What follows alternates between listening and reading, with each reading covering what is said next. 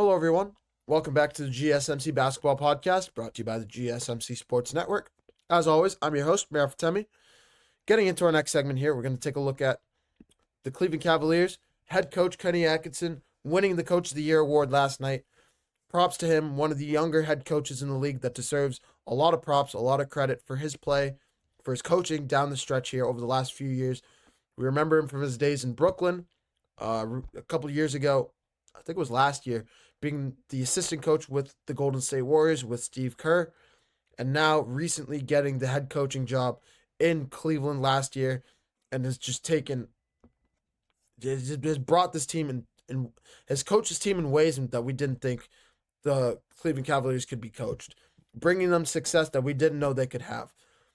We always knew they had Donovan Mitchell. We knew they had a young core group of guys, and we knew they needed a locker room face, a guy to put a culture there in Cleveland.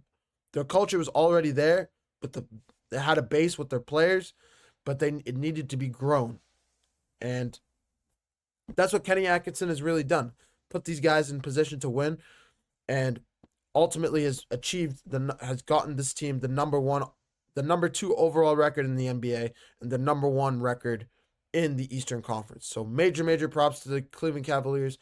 Major props to Kenny Atkinson. We wish him nothing but the best moving forward with his time in Cleveland. Going to previewing Game 2 now. As much as I love Kenny Atkinson, we have to get to the meat and potatoes of this segment, of why we're talking about this.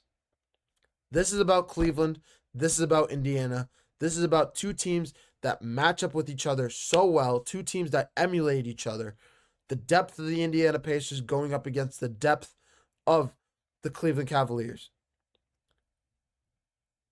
The Indiana Pacers, as a Celtics fan, it's hearing it now. I've read a lot about this over the last few days. It seems like I'm the Celtics organization and Celtics fan in general.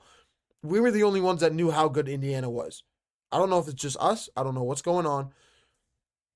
But Indiana is one of the best teams in the Eastern Conference. Outside of Cleveland and Boston, they are number 3, and they're not that far off from those top 2 seeds, I'd say.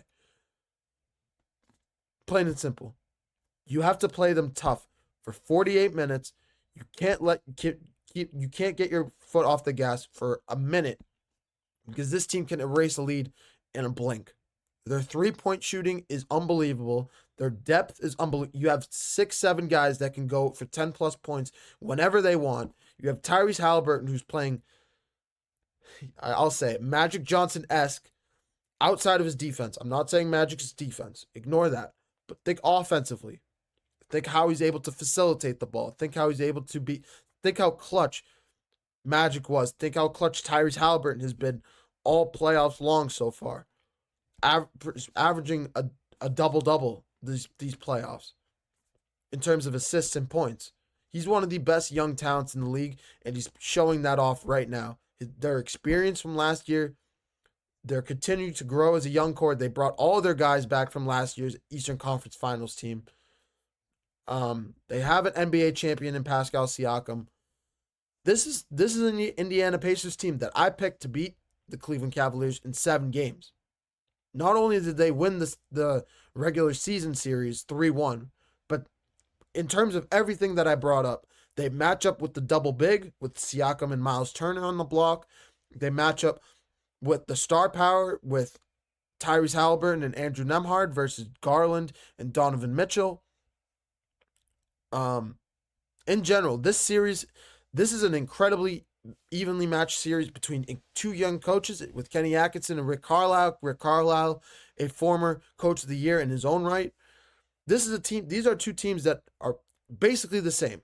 It's plain and simple, that there's no other way to slice it. These 2 teams are basically copies of one another. And each game is hard fought. Each game is close. Each game is going to be this is a series that's going to go 7 games easily. Pacers took game 1 in Cleveland. I expect Cleveland to win game 2. I expect Donovan Mitchell to take the bull by the horns and just probably go off for 30, if not 40 points in this one, because his production is going to be key in the Cleveland Cavaliers getting their offense going early on. The key factor, though, of course, in this one is Darius Garland. Darius Garland missing game one due to I think it was ruled as a left toe hyperextension. Whatever that means, he needs to be back in game two. Because this is a must-win game for the Cleveland Cavaliers. If you go down 2-0 going back to Indiana, I'm not saying you have no chance, but you need Darius. It would be much better if you went if you split in Cleveland and then you're able to split in Indiana, making it a best-of-3 series, 2-2 back to Cleveland. That is the best case scenario right now for the Cleveland Cavaliers. So that's my take on it. They need Donovan Mitchell to take the lead early. They need to utilize the double big, but how are you going to utilize it when the other team literally has two bigs to go up against you, two skilled bigs? Siakam can mirror Evan Mobley as a skilled guy. Mobley's a little bit taller, but Siakam's more of a skilled, has better footwork than Mobley, I'd say. And then you have Miles Turner, who's taller than Jared Allen and probably bigger than Jared Allen as well. Miles Turner is one of the most underrated centers in the league easily. So I like the Pacers in this series just because I like their star players more. I'd be crazy to say that the Cleveland Cavaliers do not have a chance. I think it's a 50-50 coin toss in a way. I'm just picking skill, but I think Cleveland has a 50-50 shot in this one. It's literally can go either way. But Cleveland, this is a must-win game for Cleveland. You do not want to go down 2-0 going back to Indiana. That would be the worst thing that can happen to you, because if that happens, Indiana will not only be rocking, but the Pacers will continue to grow their confidence as a young team. And they will be out. When this is one of those teams that when they smell blood in the water, they know how to close games. They know how to close series. They did it against Milwaukee twice. They did it against Milwaukee coming back from 30-13 down in the first quarter. This is a team that you can't take your foot off the gas against. You have to be fully locked in, you have to be ready to go, and you have to be in the game. You have to keep your foot on the game. You have to keep your foot on the gas from start to finish. You cannot let up. You cannot relax for even a second, because the three-point shooting on this team, the facilitating, the ball movement, the defense this team can play, the momentum swings that happen that have happened with this team, the way they're able to go on 20-0 runs without a second thought. It's spectacular, and the Pacers have a bright future ahead of them. They're probably one true scorer away from being one of the best teams in the Eastern Conference. One legitimate, reliable veteran scorer, I'd say, from being one of the best teams in the Eastern Conference. That's just my take on it.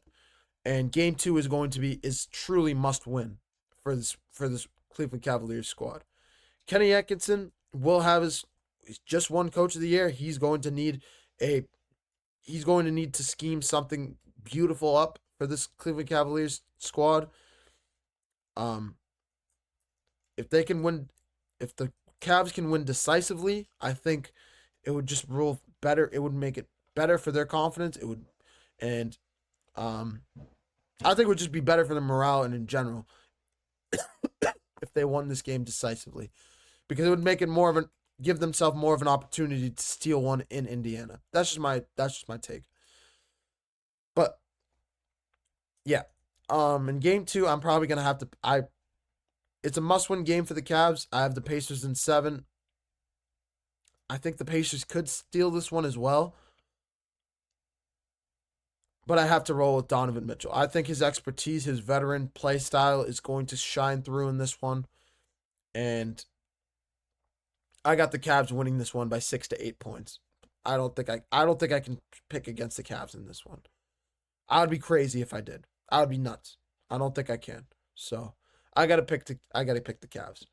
But I'll have this series to recap on tomorrow's show as well. So we'll talk a little bit more about this series tomorrow.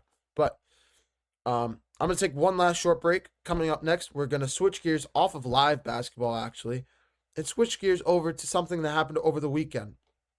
Greg Popovich being promoted from coach, or leaving his coaching position and going up into the front office as officially the team president for the San Antonio Spurs.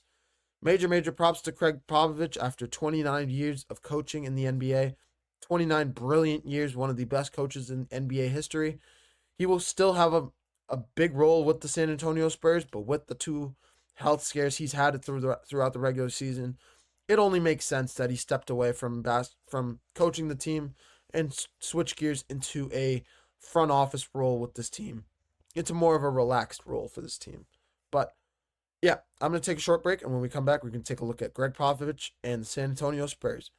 You're watching the GSMC Basketball Podcast, brought to you by the GSMC Sports Network. Don't go anywhere.